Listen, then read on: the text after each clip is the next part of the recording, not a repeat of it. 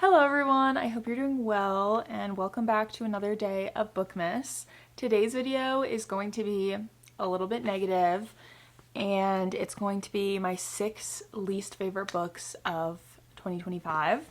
I'm kind of excited about this because I don't know, I'm always talking about books I love, but it's kind of fun to talk about books I don't love. The first book we're going to talk about is Witch Please by Anne Aguirre. This is a cozy, witchy romance between Danica and Titus. And it's essentially forbidden because Danica is a witch. And if a witch marries a non-witch, they lose all their powers. So she's basically not allowed to be with Titus. And she made a pact with her cousin to never have a boyfriend and to never have a boyfriend that is not a witch. So they kind of strike up a friends with benefits situation, and then I think it's like Titus's life gets threatened by a witch. He gets tied up in some witchy things, and so Danica is just trying to break it off with him. And through this whole book, Danica has been telling him she wants to keep it casual, and then it gets a little too serious, and then at a certain point she's like, I'm not interested and I don't want any part of this. And there's a whole 50% of the book where he's just groveling, obsessed, and I know what it was trying to do, because in the books we love when a man is just obsessed, will do anything for his girl, but no means no. And if she is saying I want nothing to do with you, why are you still obsessed with her? She ended up doing the love declaration at the end of the book, and he just forgave her instantly. I don't know, you want the guy to burn the world down for his girl, but then you also want him to have a backbone and not just bend to every whim and have ultimately no personality besides wanting to be with her. So I really didn't like it, and it really gave me the ick, and I probably would have DNF'd if I didn't own this. Next book I actually physically owned, but then I gave it away because I didn't like it, but it's Summer in the City by Alex Astor. And I am not an Alex Astor hater. I have her Light Lark series. I love her fantasy writing, and this was her romance debut, so I don't want to be too mean, but this is basically a billionaire enemies to lovers romance.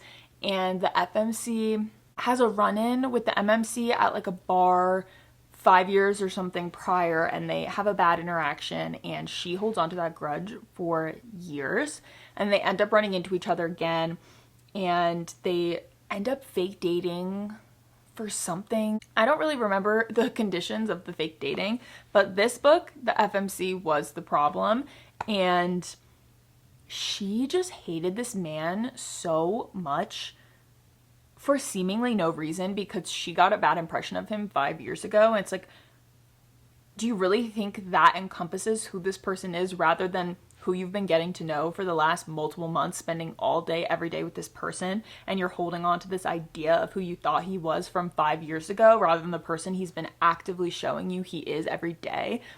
And it's he's a billionaire, okay? Let your billionaire man spend money on you. He'd buy her a gift, and she'd just spin it around on you think you're better than me, you're a billionaire, and I'm just lesser than you and broke and blah, blah, blah, turning it back to the first night they met, where I think they were at a bar and he assumed she was the help or something, or she worked at the bar instead of being an attendee there. And then she also just assumed he was a gross, mean, evil billionaire when he's actually a nice guy, and that was just a miscommunication. He apologized for it.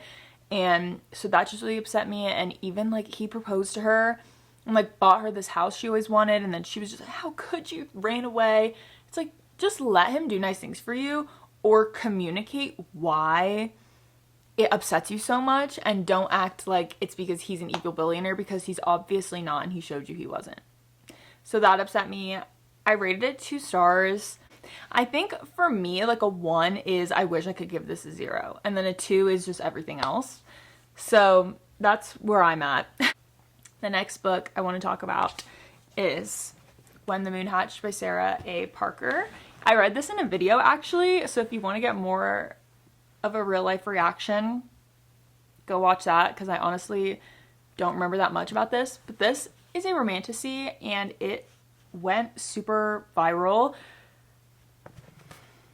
Why is it this big, first off?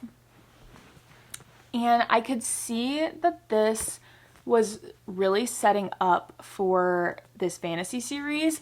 Like, I want a book to stand on its own, especially the first of a series. It should not feel fully like a setup book for the rest of the series. Like, sometimes in series they have more filler books. I still don't like that, but I get that more. But this is the first book of a series, and you are assuming that your readers are invested enough to read the whole series when they haven't read anything else. And this is the introduction, and this is supposed to get them hooked and make them want to read more, instead of just vomiting up pointless backstory that honestly isn't explained. The magic system was really complicated, but honestly a cool idea. I just feel like it wasn't fully explained and it didn't really make sense. I can't even try to explain this, but the romance of this kind of ate. But the romance was literally like this. Like, the romance was so short, or maybe like this, because it wasn't at the very end. But the romance I liked, and I feel like the romance should have been focused on a lot more in this, especially, as I said, being the first book in a series, you want to get people hooked. And I feel like it should have focused more on the romance and less on pointless backstory, which I'm sure, or I would hope, isn't actually pointless and that it comes back around in later books. But that's not what the first book is for. The first book is to get you into the world and caring about the characters. And like, that's simply not happening when I'm getting a history lesson that doesn't make sense and I don't care about. I decided to finish it out of spite for my video, and I simply did that because I had spent so much time reading this book, because it's like 800 pages or something, and I read it out of spite and I should not have done that. Next book is Outlawed by Anna North. Again, I really liked what this could have been, but I didn't like the execution, and ultimately I just didn't connect with this book. And like, the entire middle, I liked the beginning 25% and I liked the end 25%, but the middle 50% I was really struggling to get through, and this is one I definitely would have DNF'd if I didn't physically own it, which is so sad. I loved the cover. I did 100% judge a book by its cover when I purchased this, but this is basically about a band of outlaws, cowboys sort of, but they're all women in 1894 who are outlawed for one reason or another. They're barren, they're accused of being a witch, they don't want to be married, any of these things. And I really liked that aspect with the just women power, the solidarity, but nothing happened in the middle. And the beginning was really interesting because you see how our main character gets to this outlaw group and meeting everybody, and then the end there's a big action scene, but the whole middle section was so boring, and it just, the boring really outweighed what I liked about this, so I rated this 2 stars. The next book is one I read recently called 9 Month Contract, and the summary of this is the FMC has been trying to be a surrogate and hasn't been able to because of her weight and age, maybe? I don't remember. And the MMC is trying to find a surrogate because he wants to be a single dad, because he thinks love is poison and he just wants to be a single dad. So they end up finding each other. She's his surrogate off the record. And like, they don't do it through an official agency. They are doing it with like syringes and like turkey basters. And she moves into his barn and it's a romance. So they end up liking each other. But what I didn't like about this is the entitlement that the MMC had over the FMC's body and her experiences that really gave me the ick, and I did not like it. Specifically, there were a few scenes where she has like her best friend is a guy that I think she works with or something, and the MMC is for real like, oh, you were talking about your pregnancy symptoms to your best friend? He's a man. That's not allowed.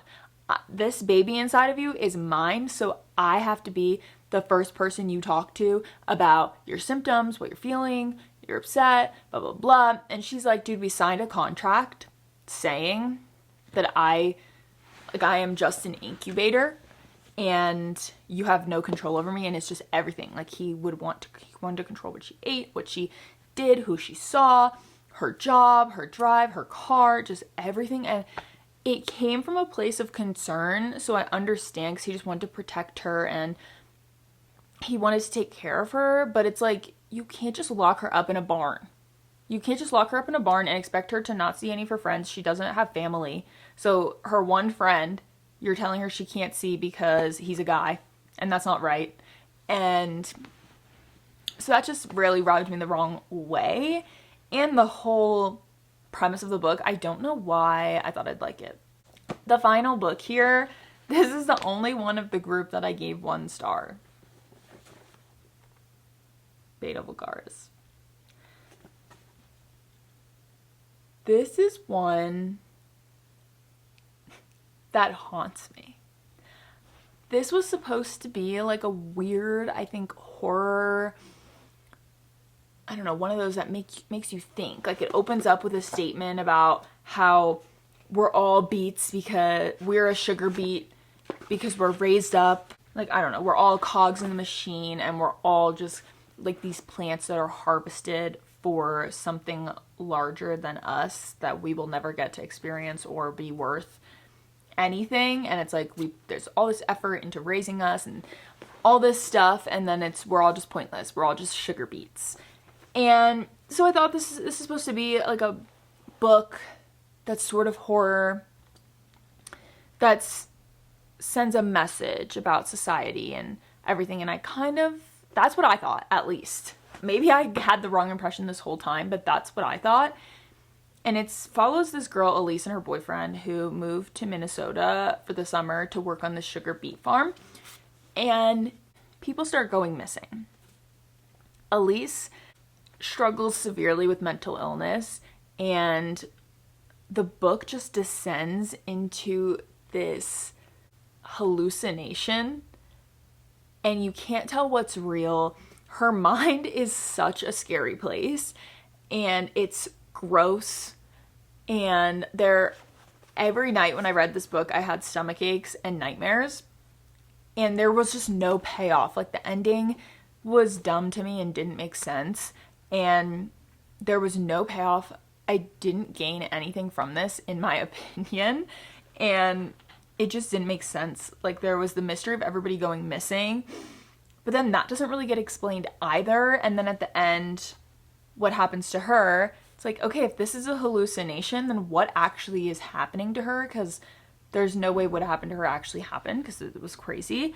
And so it just really confused me, and I feel like it was trying to do some crazy stuff and send a message and be something, but I didn't get any message from this. It was disgusting, made me feel sick, and I really wish I didn't read it. But again, I bought this, and so I felt I had to read it. 1 star. That's the only one I rated 1 star. Those were the 6 books that I liked the least this year. If you liked any of these books, that's totally okay. Obviously, books are incredibly subjective, and this was hyped as like one of the most popular romanticies either last year or the year before, so obviously a lot of people like that. Not crazy if you do like it, but that's just my opinion. There are a lot of books I love that other people don't like. And guess what? That's okay, because everybody's allowed to have their own opinions and thoughts and feelings. But I just thought this would be a fun book, because I feel like at the end of the year, everyone's always posting their top books, their favorite books, and I just wanted to be a little bit negative and talk about the books I didn't like, because those often get pushed under the rug, because if I don't like them, I'm never talking about them other than in a wrap up or something, because why would I talk about them if I don't like them? Let me know what your least favorite book of the year was, because that would be kind of funny if you did. So let me know. And yeah, I'll see you tomorrow for the next day of Bookmas.